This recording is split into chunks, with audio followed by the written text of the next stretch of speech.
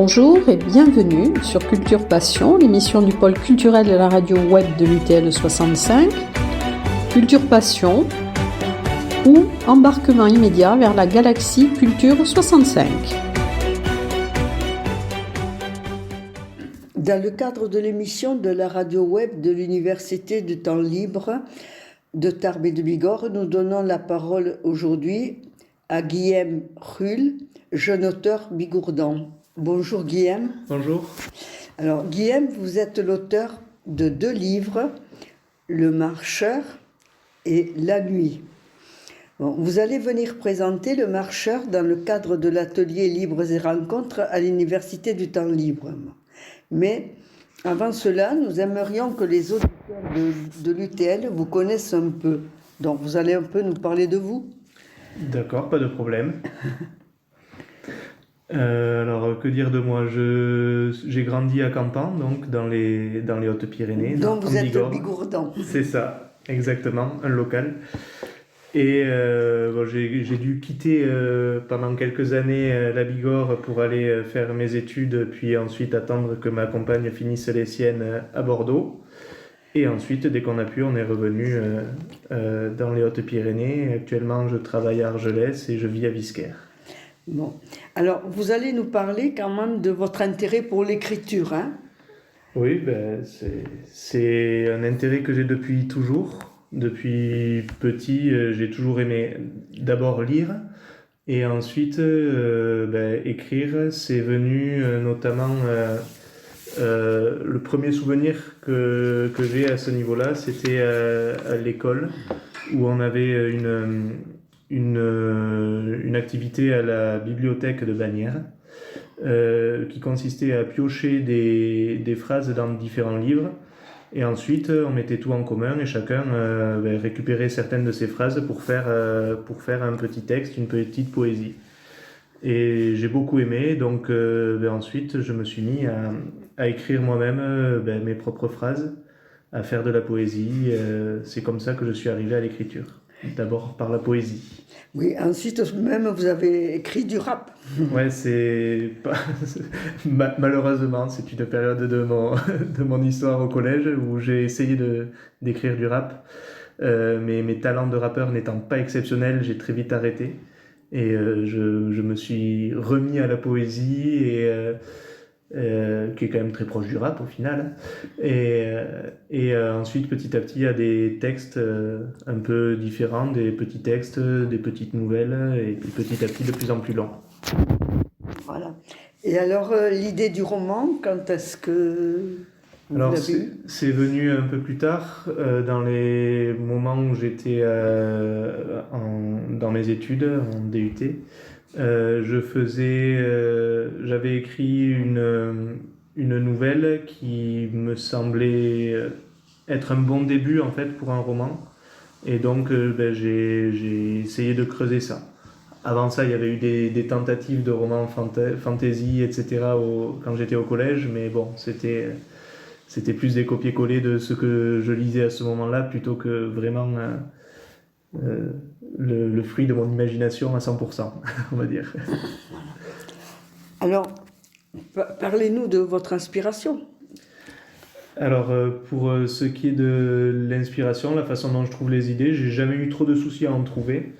Ça peut être des fois des idées un peu abstraites, des fois c'est des paysages qui me donnent envie d'écrire quelque chose qui se passe dans ce paysage-là. Alors il y a des moments plus ou moins propices à mon imagination, mais il y a des cycles où je suis créatif et d'autres moins. Mais oui, l'inspiration, elle vient assez naturellement. Les idées, en tout cas, viennent assez naturellement. Et après, c'est réussir à les mener à terme qui est plus compliqué. À les mettre en forme. Oui. Vous avez quand même un sens de l'observation assez développé, parce que la description des paysages sont intéressants. Oui, comme écrire est un plaisir, et du coup je me fais plaisir en décrivant ce que j'aime. Par exemple les paysages, moi j'aime bien contempler les paysages, Donc j'aime bien les décrire aussi. Et après, en règle générale, voilà, ouais, comme l'écriture est un plaisir, j'aime me faire plaisir, on va dire.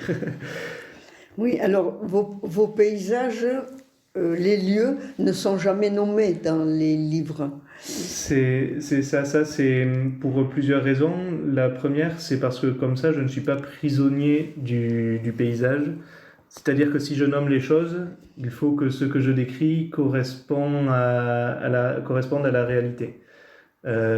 Si je parle, je sais pas moi, de Tarbes, il va falloir que mes descriptions correspondent à Tarbes et que la façon de s'y rendre soit réaliste, etc. Or, de temps en temps, moi j'ai envie que les choses ne se passent pas exactement comme elles sont dans la réalité. Donc ça, c'est le premier point, c'est vraiment pour ne pas être prisonnier du lieu. Et le deuxième point, c'est que c'est plus universel et chacun, même s'il ne connaît pas le lieu, peut s'y projeter et se l'imaginer à sa façon. Et ça, je trouve ça intéressant. Voilà, ça permet de... C'est plus universel et plus intemporel aussi. Bon, mais alors, quel est le rythme de votre écriture? Est-ce que vous écrivez tous les jours? Quand vous avez l'inspiration, est-ce que vous vous forcez? Alors, j'écris, c'est souvent par cycle. Il y a des moments où je ne vais pas du tout écrire et d'autres où je vais écrire très régulièrement. Quand j'écris, souvent c'est des sessions de 1h30, 2 heures, ce qui correspond à peu près au temps pour écrire un premier jet d'un de mes chapitres. J'ai des chapitres assez courts et voilà, ça correspond à peu près à ce temps-là. Et après, par contre, pour ce qui est de la régularité, il y a vraiment des périodes où j'écris et d'autres où j'écris moins. Je ne saurais pas trop dire pourquoi. Là, ça fait quelques temps que je suis dans une période où j'écris peu. Mais voilà, il y a des fluctuations. Il n'y a pas vraiment de cadre précis, en fait. Oui. Alors, vous m'avez dit quelque chose qui m'a surpris, étant donné votre âge, que vous écrivez à la main. Oui, j'écris au stylo. Je tape pas le texte, en tout cas pour le premier jet. Après, bien sûr, je le retape à l'ordinateur. Mais pour le premier jet, c'est à la main. Je trouve que c'est plus fluide. Et en fait, ça permet aussi, j'ai l'impression que ça permet le temps qu'on trace les lettres, de réfléchir à ce qu'on va écrire ensuite. Ce que j'ai plus de mal à faire sur ordinateur. C'est sans doute une question un peu de rythme, de tempo d'écriture, et le fait d'écrire à la main, ça apporte un certain rythme qui fait qu'on a le temps d'anticiper et du coup tout s'écrit d'une seule traite. J'écris tout d'un coup de façon plus fluide que si je suis sur l'ordinateur où je vais être obligé de m'arrêter et réfléchir à ce que je vais écrire. Oui, parce que vous aimez aussi que vos textes soient agréables à l'oreille. Hein. C'est ça, c'est une des choses, quand je relis mon premier jet, la plupart des corrections que je fais, elles sont rarement sur le fond.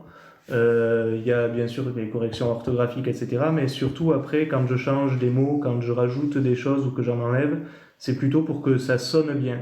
Que quand on le lise, ce soit fluide, agréable à lire.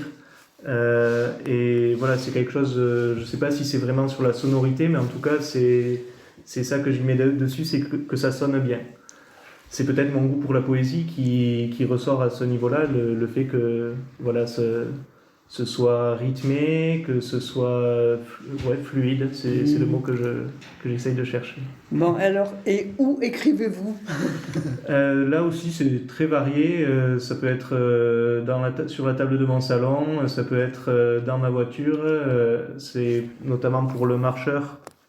J'en écris une grande partie dans ma voiture parce que pour le travail, je devais rester toute la journée garé devant un endroit où des gens travaillaient et en fait je les contrôlais à chaque fois qu'ils sortaient de la zone et je n'avais pas le droit d'avoir d'ordinateur, rien, etc. Donc la seule chose que je pouvais faire c'était lire, écrire et écouter de la musique et donc j'en ai profité pas mal pour écrire à ce moment-là.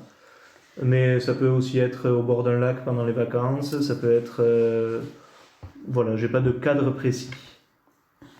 Voilà. Alors, comment composez-vous vos livres? Avez-vous un plan avant de commencer? Alors souvent, en fait, tout part d'un premier texte où où je me dis ça pourrait faire un bon roman. Souvent, c'est le premier chapitre et ensuite j'ai une idée de comment va être la fin. Et ensuite, j'écris les grandes lignes. Alors, je ne sais pas si on peut parler d'un plan, mais en tout cas, j'écris les grandes lignes tout en m'autorisant à m'échapper de ce plan-là. Ça permet juste de ne pas se perdre et de ne pas aller dans des endroits qui ne pourraient pas déboucher. Et si en cours de route je m'aperçois que finalement c'est autre chose que je veux raconter ou que je ne veux pas le raconter de la même façon, je m'autorise à bifurquer de l'idée originale. Et à ce moment-là, là pareil, j'écris les grandes lignes de ce que va être cette histoire jusqu'au bout, sans forcément rentrer dans les détails, pour là aussi pas être enfermé et bloqué dans ce plan-là pour pas que ce soit trop rigide, pour pouvoir avoir quand même un cap.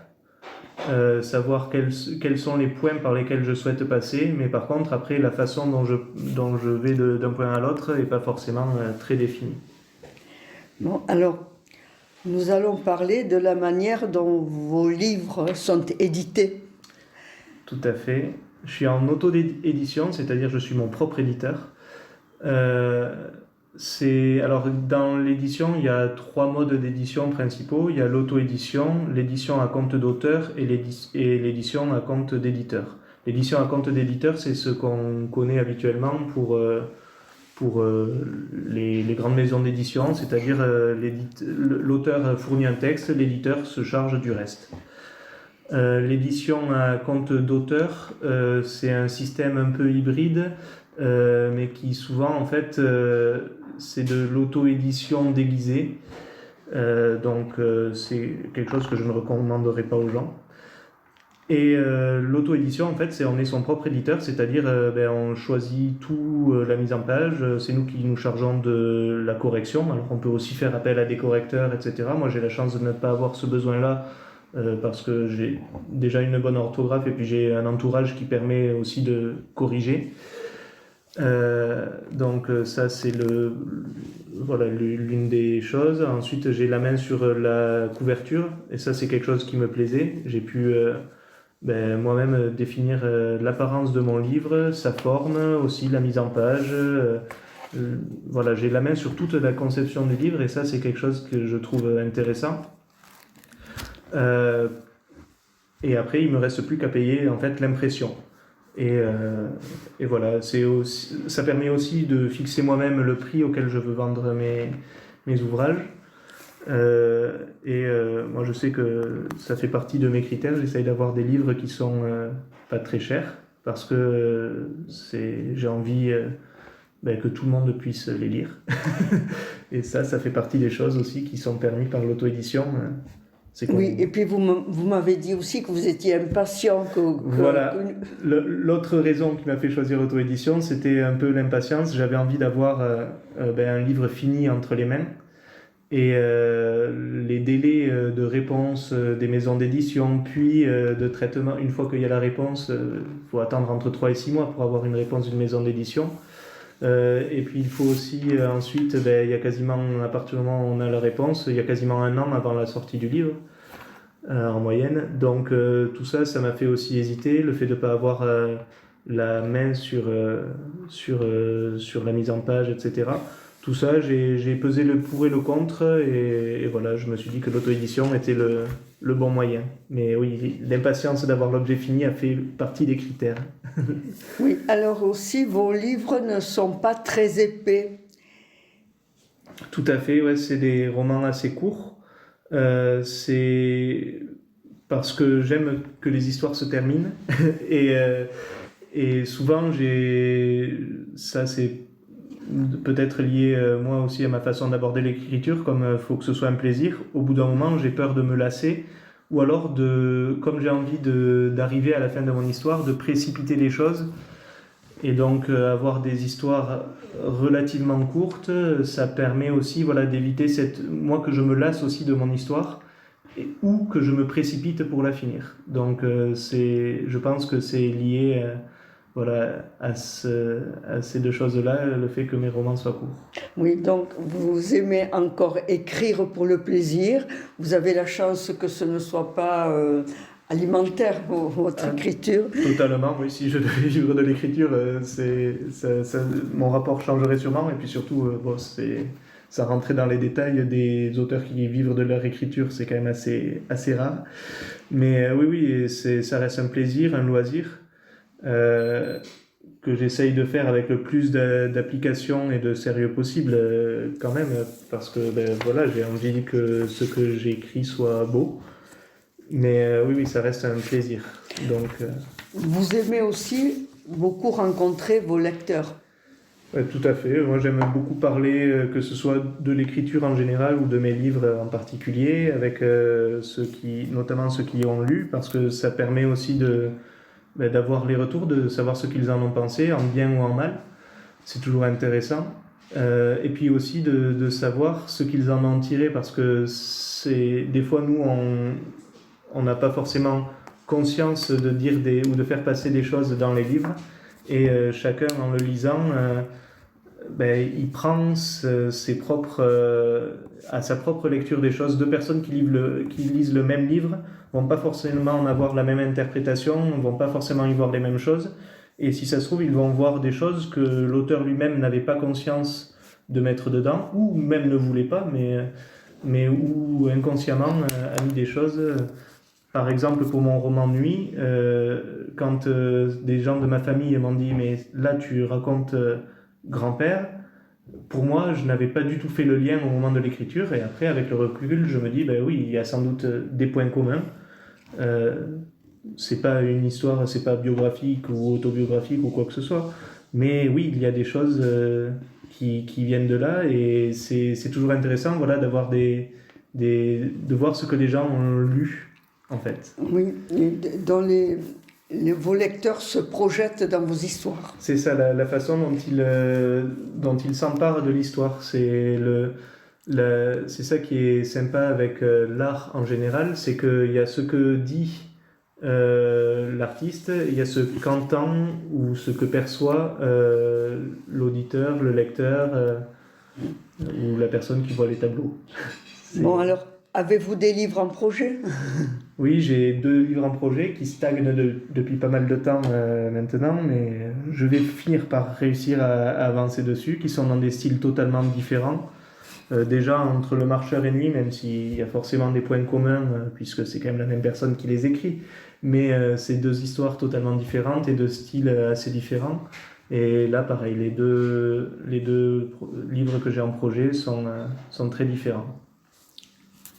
Alors, merci Guillaume d'avoir accepté cet échange intéressant et très riche. Vous nous avez parlé de vous, de votre inspiration, de la joie que vous avez à rencontrer les lecteurs. Mais en vous écoutant, on sent surtout le plaisir que vous avez à écrire. Bon. Merci beaucoup. Nous attendons nombreux les auditeurs de l'Université du Temps Libre, lundi 22, à l'université, où vous pourrez faire connaissance avec Guillaume, échanger avec lui, et nous découvrirons Le Marcheur, son premier roman.